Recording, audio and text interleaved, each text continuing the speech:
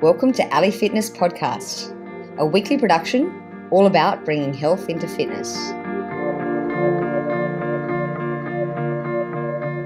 Robyn Benincasa is a world champion adventure racer, award-winning motivational speaker, 3 times Guinness World Record kayaker, San Diego firefighter, 10 times Ironman triathlete, New York Times bestseller author, proud owner of 2 bionic metal hips, which we'll find out more about, and the founder and CEO of the 501c3 Project Athena Foundation, which helps survivors live an adventurous dream as part of their recovery. Robyn, it's such an honor to have you on the show. Yay! Thanks for inviting me. I've got so many questions for you, and I am so jealous of your bio. Not so much the hips. In fact, I've got a bit of a hip story for you, but the fact that you are a firefighter. I've always wanted to be a firefighter, and I was always told from a young age that I'm not strong enough or not tall enough or something to do those jaws of life. Are they heavy or are they hard? Or tell us about those. Yeah, but you are a badass.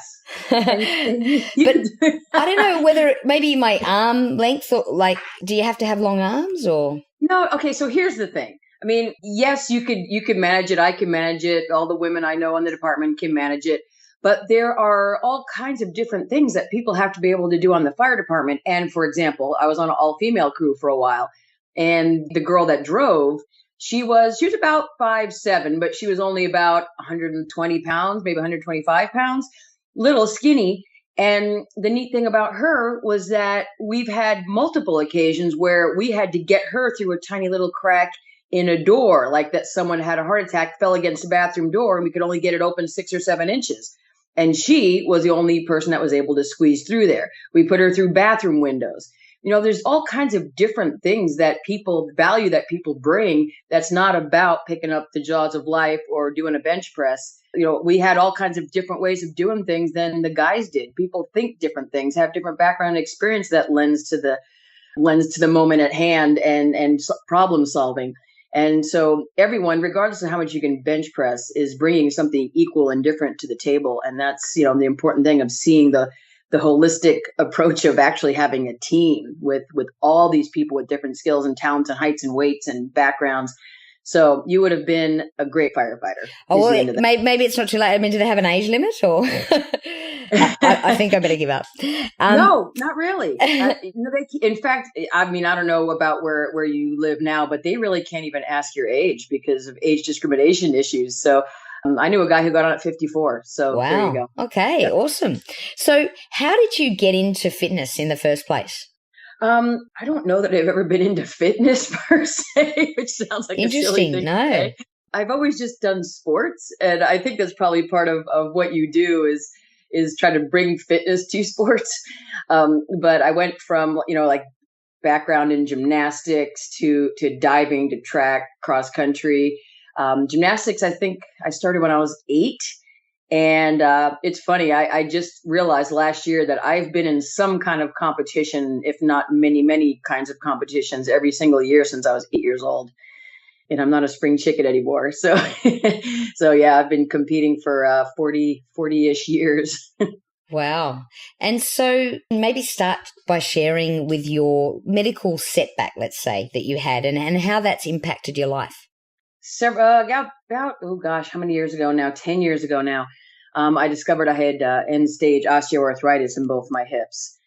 And so that was unfortunate. I was actually in the World Championships in Scotland when I sort of got to the very last end of my cartilage, and my leg wouldn't actually move forward on its own anymore.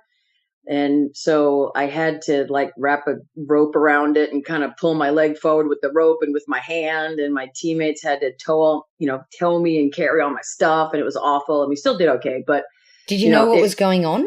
No, I thought I had pulled a hip flexor. And, I knew I just thought I had this weak hip flexor and that I finally pulled it. And, thinking back, when I was running down the road a lot, I would sort of end up running sideways like a crab without even realizing it. And I guess it was just that I was in so much pain in there, that I was just losing function and I almost didn't even realize it. But so the first time I went in for my first orthopedic appointment of my entire life, the surgeon pops up my x-ray and says, hey, look at this, no more cartilage. You're never going to run again. So your first hip we'll do in a couple of weeks. The next one, you might get another year on that one, maybe, if you stop running, stop moving around a lot. And I was like, whoa, whoa, whoa, whoa. To go Wow. Yeah. from years of stuff to you might not be able to, you probably won't be able to ever run again, much less race, much less move around a lot. So that was an odyssey of multiple hip replacements, revisions. Long story short, I now have 2 total hips and still a firefighter, and I still run. So there. And how long did it take after your first hip replacement to get back into running? Well, I did pretty quickly, and maybe that was part of my problem of why my first set failed. And I set a goal of running a marathon like 5 months after my first hip replacement, and that probably wasn't the smartest thing I ever did. And then I did a big adventure race about 4 months after my second one, and on a cracked femur.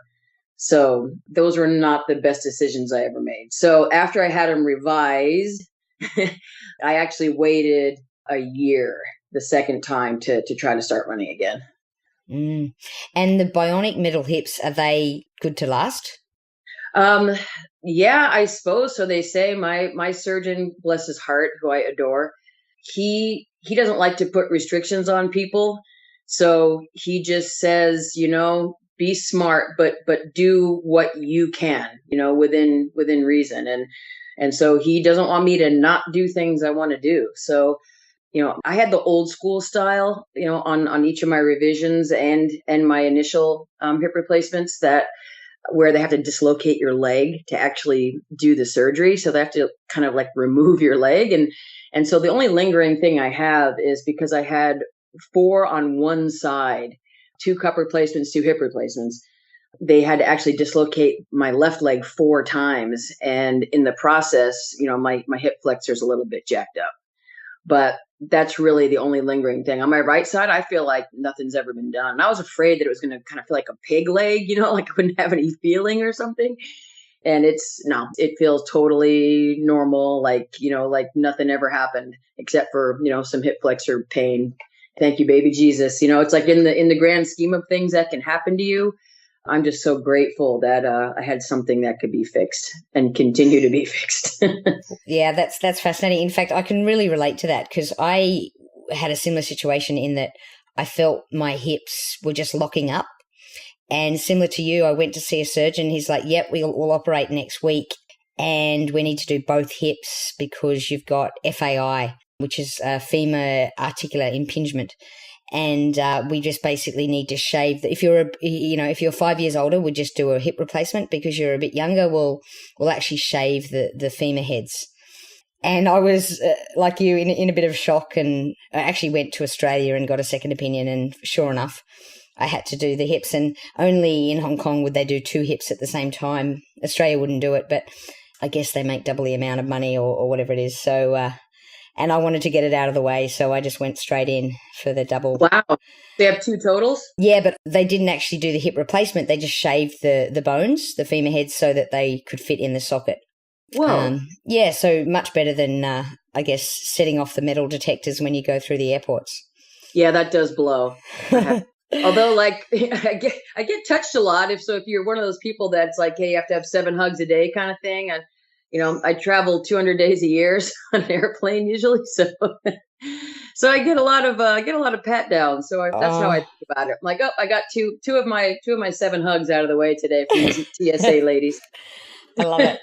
That's great. It's amazing. And so from that experience of the hips, is that where you got the, I guess, inspiration to know that no matter what happens, you can still live a dream and challenge yourself? And is that where this Project Athena came about? Yeah, kind of. Well, it was sort of one of my really good friends who's a superstar ultra endurance athlete and adventure racer, a lady named Louise Cooper, who's, gosh, we met in the 1995 Eco Challenge. So way back in the day, and we've been friends ever since, even a little bit, since 95. And she is now a 2-time breast cancer survivor. But she was just such an inspiration to me watching her go through her breast cancer and her radiation and her chemo, because she was, A, so positive about it, but B, part of the way she got through it was saying, when I'm done with this, when I'm on the other side of this, I'm going to put something awesome on my calendar. I'm going to climb the 7 summits is what she dreamed of doing. So as she was, having her chemo, she was in her mind, making her plans for when she was going to climb the 7 summits and when she was going to stand on Everest. And, so that the breast cancer was this minor inconvenience because she was a mountaineer, training for her next race. And so every day, even if she could only make it to the mailbox and back in her toughest days, she went out and trained. If her training was to walk around the block that day, and her training was to walk half a mile around the block that day. But she got out every day and she did it. And so when I kind of started going through all the hip replacements, I took a page out of the Louise Cooper playbook and said, well, I'm going to put something on my calendar.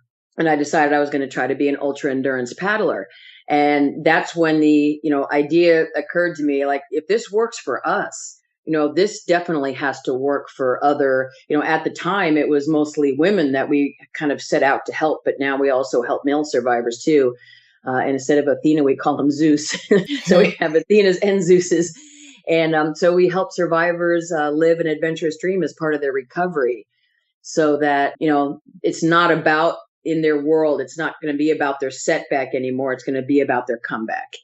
And so we have these 5 big annual ultra endurance adventures that we invite survivors on. They apply for a grant, and the grant includes all their training, their transportation, a lot of their rental equipment, any equipment and gear that they need, and 5 months of training with our coach.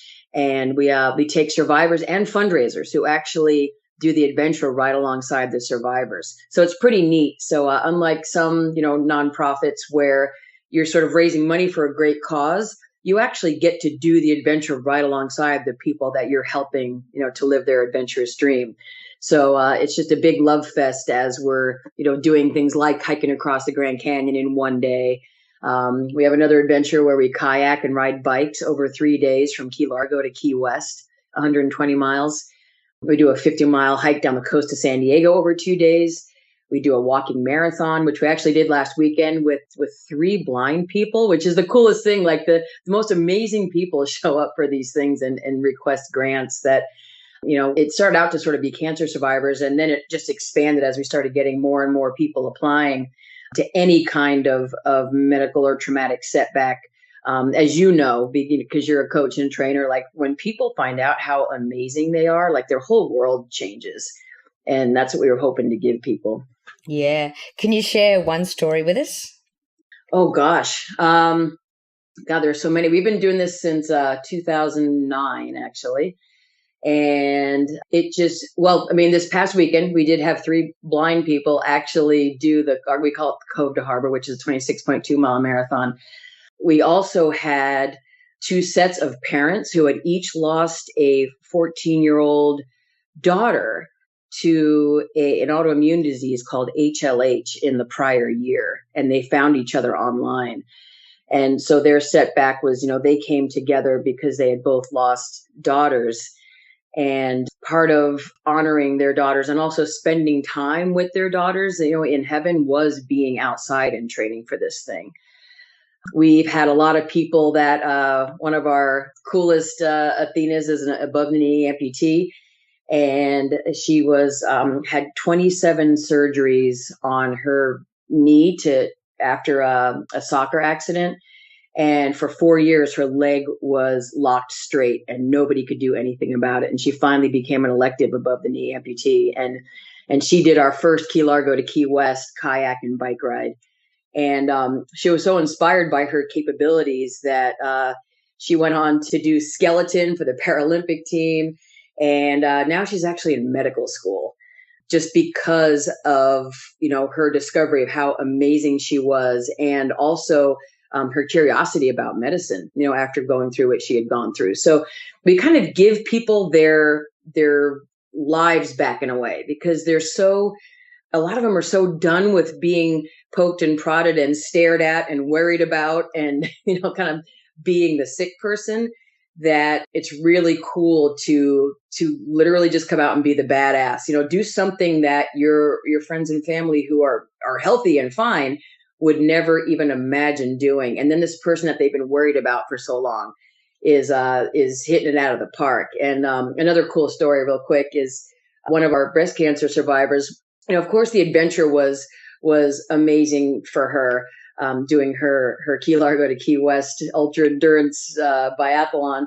But she said the coolest moment for her was when she got home and her luggage was coming out on the carousel. And for the first time in a couple of years, her kids didn't lunge forward and go to pick up her gear as it was coming off on the carousel. They didn't go to pick up her luggage. They looked at her and knew that if she had just kayaked and ridden her bike from Key Largo to Key West, she was sure as heck fine enough to pick up her luggage. And she was like, that was the best moment of so many years for me, of my kids not seeing me as frail anymore, and my kids not seeing me as sick anymore, and not worrying about me and jumping in to do everything for me. It's just like those kids standing there staring at me was like the best comeback I could have ever imagined. That's awesome. And I'm going to put that obviously in the show notes, and anyone that wants to become a sponsor or would like a grant can go there and check it out. I noticed you've got that one coming up soon in Florida in November, I think. Yeah. The kayak bike looks amazing. I think I might join you. Yeah, you have to come with us, man. You'd love it. We, on that one, we kayak about 10 to 12 miles a day and ride 25 to 30. So, we go and go, but there's still time to hang out and camp. And it's really, really cool. It's neat to have a bunch of, 40 to 70-year-olds kind of like be back in fifth grade in a tent, like they're kids in grade school and giggling all night. And it's a hoot. It's awesome. So I love what you're doing. You're basically showing all these people just how to win. And I know you do that on another level as well with your inspirational speaking and your mentor advice. You work with a lot of companies and that sort of thing. And I know you've got a great book, How Winning Works. And so I guess, without reading that book, well, what's one tip that you could give, I guess, that basically tells people how to win? What could you say, in a couple of sentences, if you had to sort of narrow it down?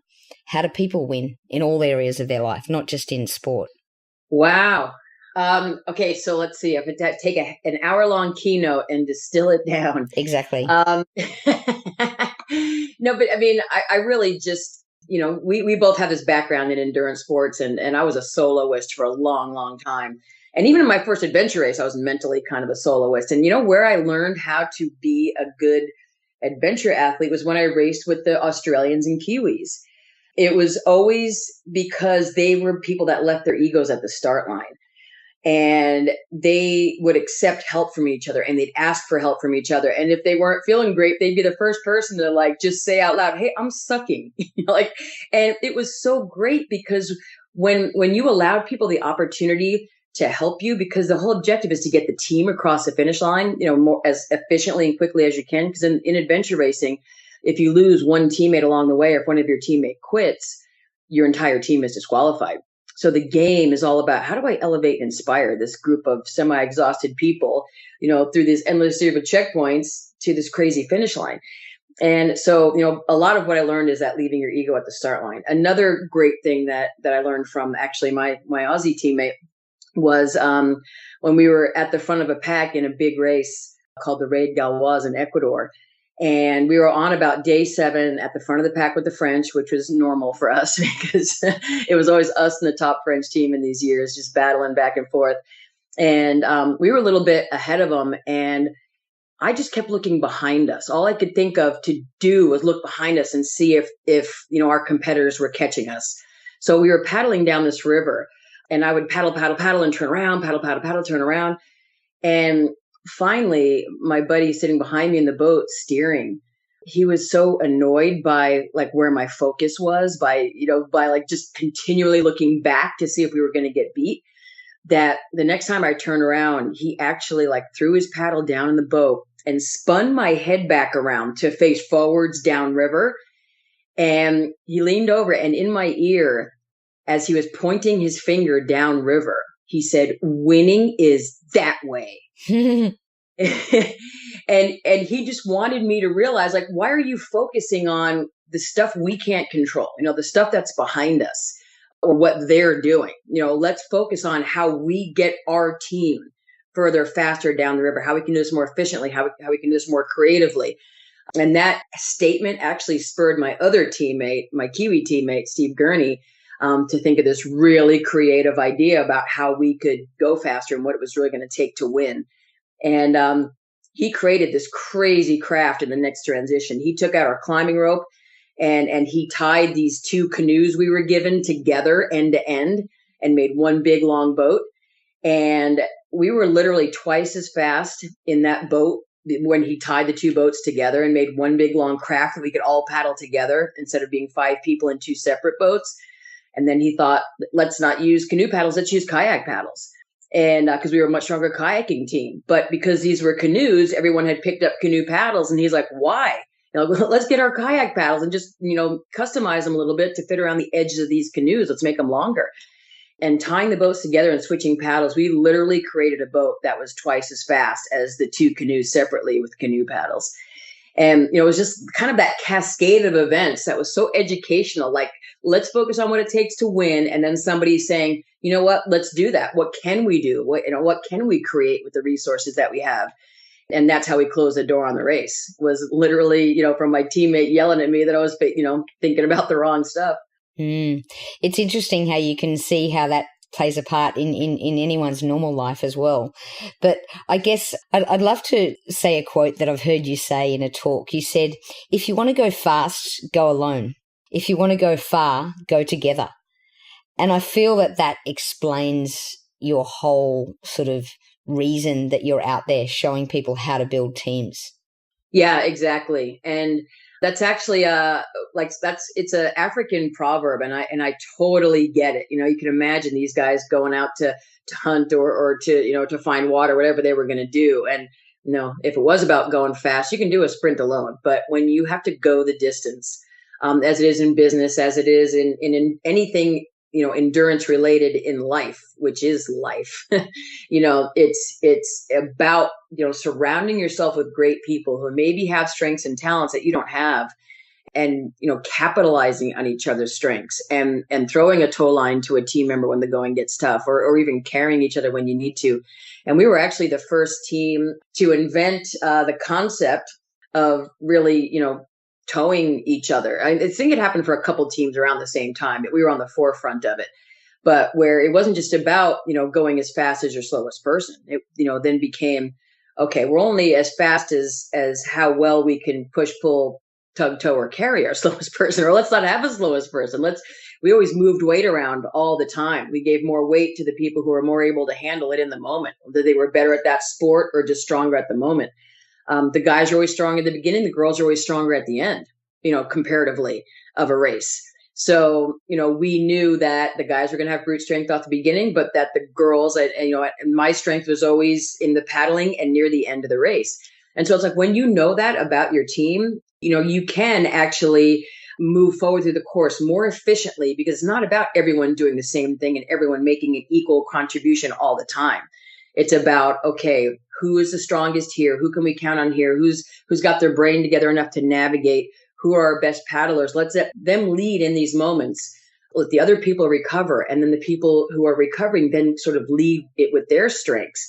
And, this sort of became not only the way to win an adventure race, but, this is now what I share with corporations as well, is building these kind of world-class teams that are going to tow each other, that will carry each other, that will leave their ego at the start line, because it's all about getting to the finish line first. It's about winning the race. It's not about who gets the credit. And, there's a lot of companies that don't operate like that, although that's their goal and dream. And so I sort of help them set the stage for creating that kind of culture, where you are actually going to be better together than any individual could ever be alone. And we're going to break down these silos, and we're going to, genuinely value all the background and skills and strength and experience that every member of the team brings, and give away the credit. And that's how you create the world-class team. And it really wasn't my idea. It's funny because people will say, how did you get started in speaking? And it happened by accident because in my real life, I'm a total introvert. And Fast Company magazine did an article called Extreme Teamwork, where they took a look at the world's most consistently high-performing teams. And we were one of the teams that they decided to feature in the article. And it was like our adventure racing team and a team from like Industrial Light and Magic and a team from NASA. And the yada, yada, yada on the article was that all of these consistently high-performing teams in these crazy situations had a similar mindset and attitude and vision of teamwork, regardless of whether they were putting somebody on the moon or making a movie or doing an adventure race. And they had a reader conference and they wanted someone from our team, because the article was very popular, I guess. They wanted someone from our team to come and speak in a breakout at the reader conference. And I drew the short straw. Like nobody else would do it. And so there I was. And, with my heart pounding out of my chest and thought I was going to die. And I was lucky enough to have a zone vice president from Starbucks in my audience that day. And suddenly I was like on this 13 city tour to talk to all the Starbucks store managers. And it just kind of took off from there by accident. It makes sense, though. There's obviously a huge crossover. But what interests me about you, Robyn, is that you've done 10 Ironman triathletes, which are all about you and has nothing to do with the team. In fact, you don't even want to get close to anyone else, otherwise you'll be disqualified. How do you find going from that type of racing to adventure racing where it's all about the team? And which one do you feel more satisfied with? It was really not a super easy transition for me, because I had been such a soloist, my whole life, from everything from sports to grades. And, every time someone mentioned teamwork, even like through college, it meant like, oh, dear Lord, okay, well, someone's going to be doing all the work and someone else is going to be getting the credit, like that was just like, the mindset.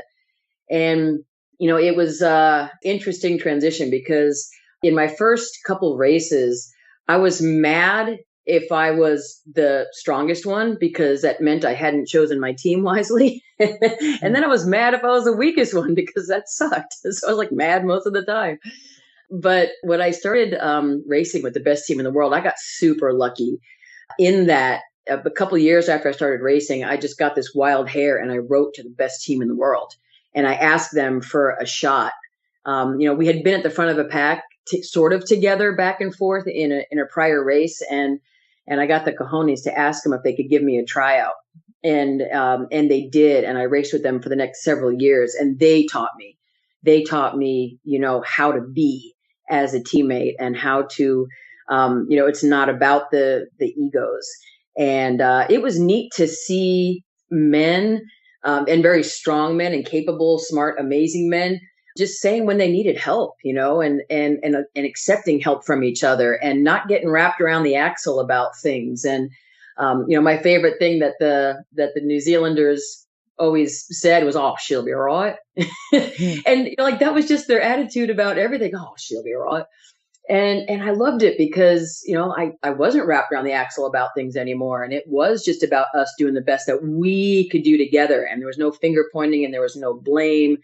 And there were no heroes, and it was just us, us as a team. And that's how, I learned about teamwork. It didn't come from me. It honestly came from them.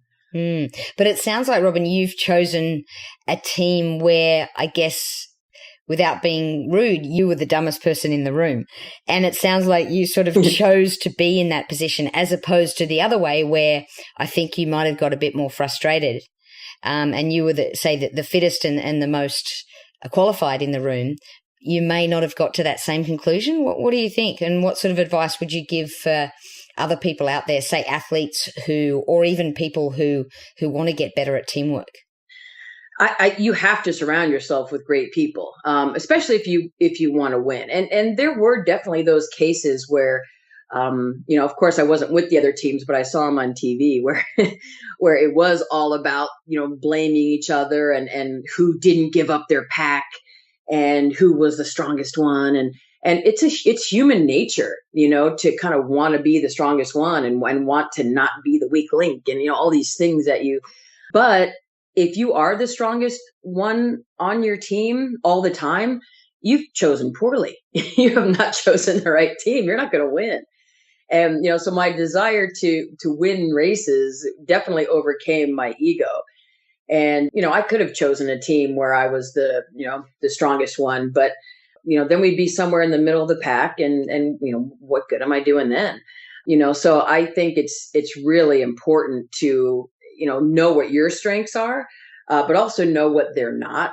And bring great people onto your team in your life. I mean, even Olympians that are, people that are on the podium at the Olympics, they didn't just get there by trying harder. They didn't just get there by trying harder than the next guy. It helps, but they also realize, maybe I have to move and get a better coach. Maybe I have to get a nutritionist. Maybe I have to get body work. Maybe I have to take a half a day a week and really concentrate on my deep stretching. Maybe I have to, they are surrounding themselves with these great experts to get them to the next level.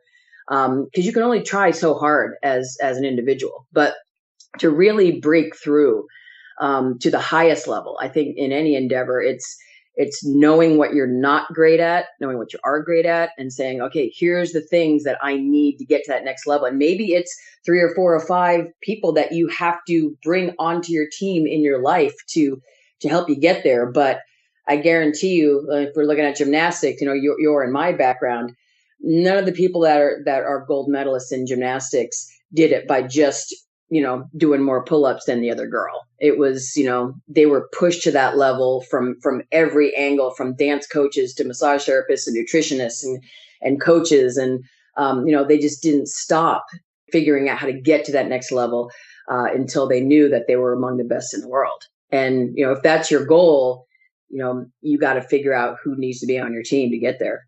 Mm. Yeah, that's fascinating. And all your experience with teamwork, I can just imagine how many stories you would have with adventure racing and team play and how to do it and how not to do it. But I do want to talk to you too about adventure racing and health. So Ali Fitness Podcast, as you know, it's all about health and fitness. So it's about bringing health into fitness. And I feel like I've worked with a lot of professional athletes and, let's say, semi-professional athletes, and it amazes me. A lot of people from the outside think, oh, these people are fit, so they must be healthy. And quite to the contrary, I think a lot of people aren't as healthy as we think they are. How fit and healthy are you and were you, and how do you feel that you could be a world champion adventure racer and remain healthy? That's the $60,000 question. It's funny because I'm one of those people that never, I don't know that I would have ever considered myself like super healthy in terms of, I've found some niches in some sports and been pretty good, but I probably could have been even better if I'd actually like paid attention, like real attention. I'm like a picky as hell eater.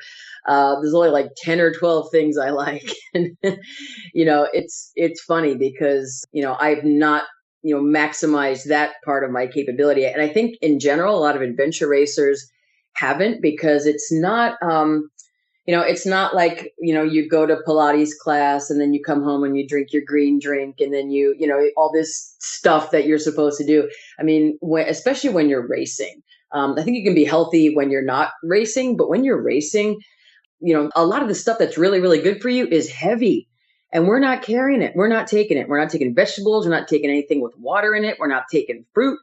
We're not doing any of that. We're taking whatever the lightest weight, maximum amount of calories is that you can fit into a little baggie, and you can still keep it in your body, which for us, it was all the O's, like pretty much the O's. It was like Doritos, Fritos, Oreos, anything that ended in O's was good adventure racing food.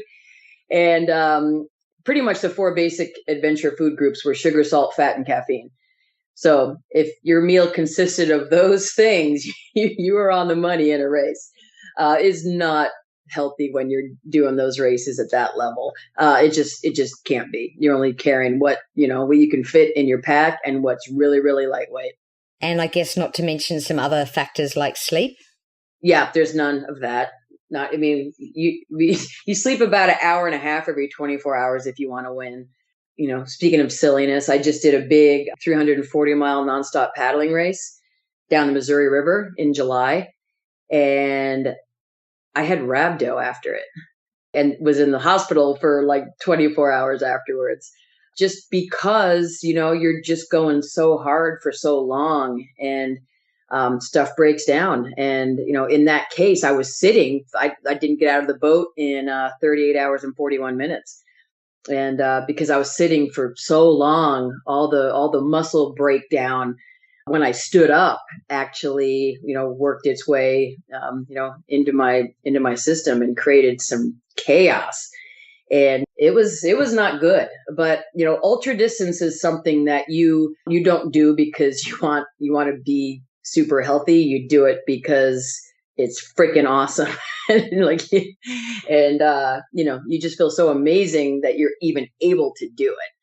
So, it's funny because, people think that, oh, well, all the like marathons and things like that, that's got to be, super healthy. Well, the training is in a lot of cases, but the actual event, if you're doing it like to win, you can get back on track later, but you gotta put your health and nutrition on the back burner for a few days. That's an interesting point there. You can put it on the back burner, but do people put it on the back burner? Do they actually go then recover? How did you recover after, say, that latest kayaking experience? Well, a lot of IVs, just while I was there. They had to do all kinds of stress tests on me and things because they thought I had had a heart attack with all my enzymes and all that kind of stuff. But, just for me, I just came back and slowly got into, I just got to move blood around. So I slowly got back into riding my bike and riding my elliptigo and doing my stuff at the fire station. But, I recovered actually pretty quickly. It was just a really, bad episode. But, I'm not great at things, at uber nutrition, uber stretching. And that's part of my goals for myself is my nutrition and my stretching, because I'm crappy at it. Yeah, it sounds like we need to have a bit of a health talk. But tell me about your sleep while we're here. Obviously, you're good at going without sleep for a long period of time. Does it affect you in your everyday life? I don't know. Maybe I've lost more brain cells than I want to think about. How well do you sleep just on a when you're not training or say when you're not racing? It depends. I don't know. I probably don't get enough like most people. I have a little puppy who likes to wake me up in the middle of the night 2 or 3 times to pet her and play with her. And then at the fire station, there's always something going on. And then I'm on the road. So, it's hotels but it's, I'd say I actually do okay there, but again, another place that I guess I need to hire Allie. I need the Allie treatment. I don't know about that. I think it's actually just almost common sense, but I think adventure racers and crazy people, like probably myself as well, sometimes just sort of get the adrenaline rush and love it so much that it's just so hard to go, well, actually, that's probably not the best thing for me, but it's so good. Yeah. I mean, there is something to be said about the sense of accomplishment on those things and knowing what you're capable of and the confidence that kind of thing brings you. If you've done enough silly stuff, enough crazy stuff, anything that happens in your day, you always have something to compare it to. Like, okay, well, this wasn't good, but you know what? It's not as crappy as that time where I had to climb that 19,700 foot active volcano in Ecuador on day 3 of a race with no sleep. And you're like, so you always have this like frame of reference for. I'm really glad you said that, because when I was trying to picture you being nervous at your first talk with the Starbucks CEO there and everything, I was like, how could you possibly be nervous with that when you've done what you've done? So everything's relative, and I think you're right. I mean, sometimes I actually almost died on an 8-day adventure race. I had very bad hypothermia. And whenever I get like a bit cold in the snow in Manhattan, I'm just like, it actually doesn't really matter because I know in an hour I'll be at home and it's warm.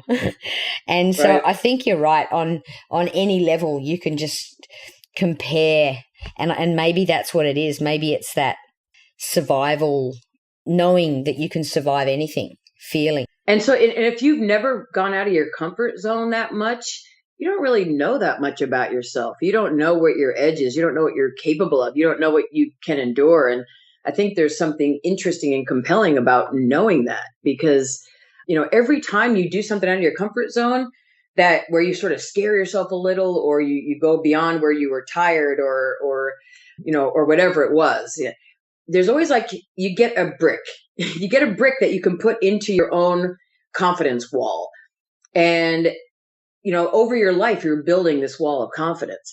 And each thing that you do that scares you or pushes you or tests you, that's another brick.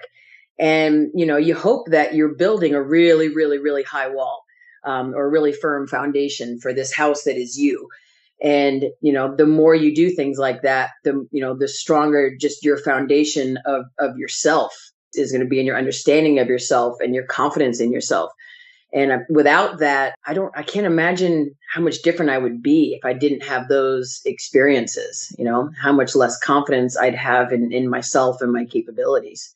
That's fascinating. Look, Robyn, I feel like I could talk to you all day, but I'm wary of your time. So before I ask you one question that I ask all my guests on the show, I've just got to say, is there anything else that you'd like to share with our listeners, whether it be an inspirational quote or a tip about fitness, health, or surviving an adventure race, even something about your charity, just anything at all that you'd like to share?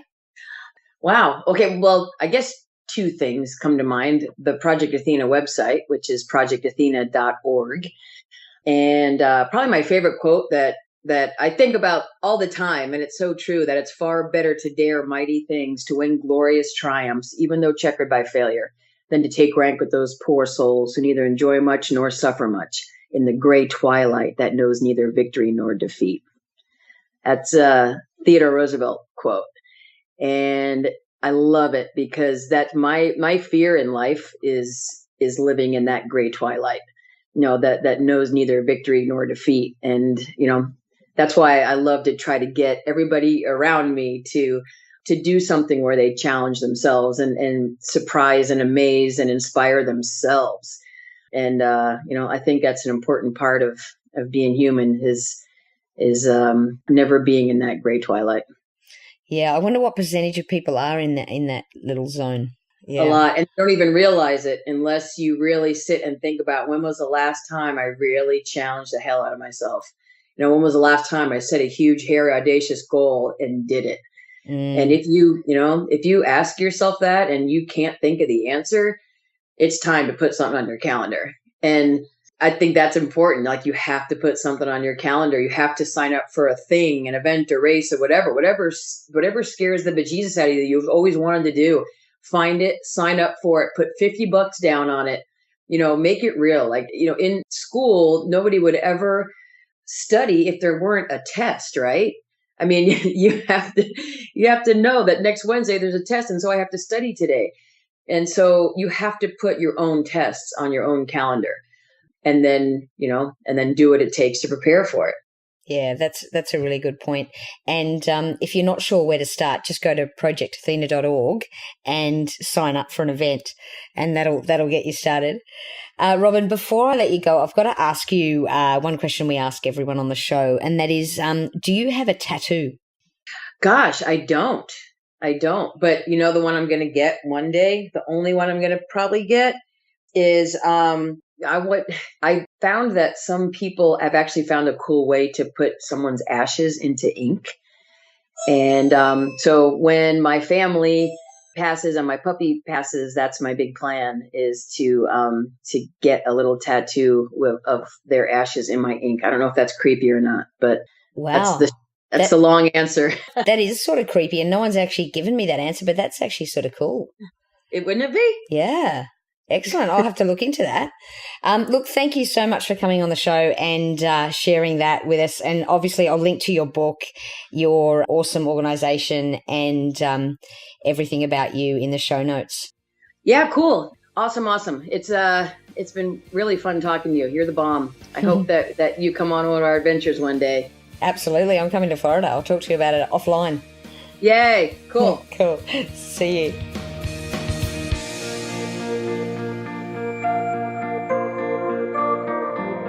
For all the resources and show notes from today's episode, please go to www.ali.fitness.